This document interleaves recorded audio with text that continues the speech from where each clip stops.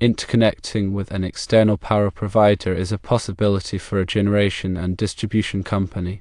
This is generally referred to as grid interconnection.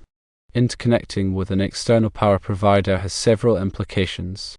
Firstly, reliability is improved. Accessing a larger grid provides a more reliable power source, which reduces the risk of outages that could be caused by local emergencies or equipment failures. Secondly, interconnection provides flexibility. It allows the buying and selling of power to and from the grid.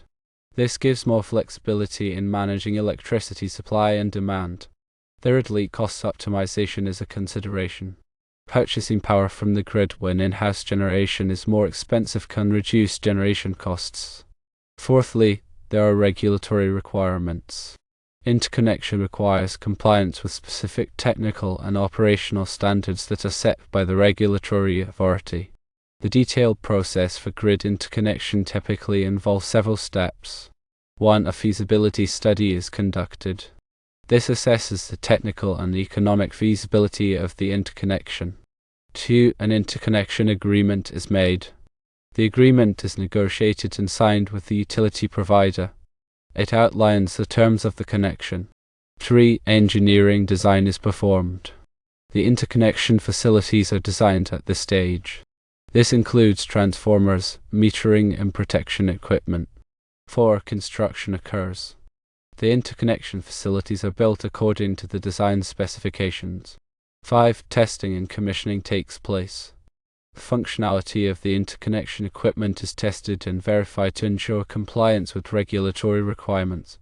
6. Synchronization occurs.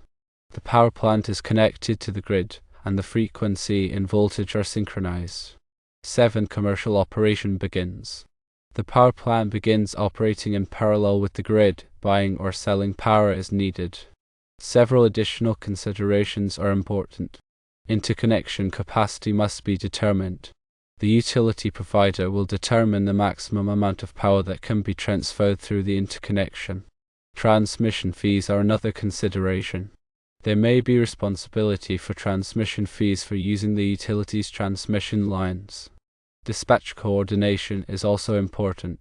The power plant may need to be dispatched, meaning turned on or off, in coordination with the grid operator to ensure system reliability. Finally, regulatory approval may be required.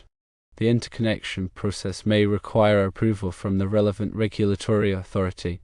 To move forward with the interconnection process, it is recommended to contact the local utility provider to express interest in interconnecting. Conduct a feasibility study to assess the potential benefits and costs of interconnection. Engage with an engineering firm that specializes in power system interconnection.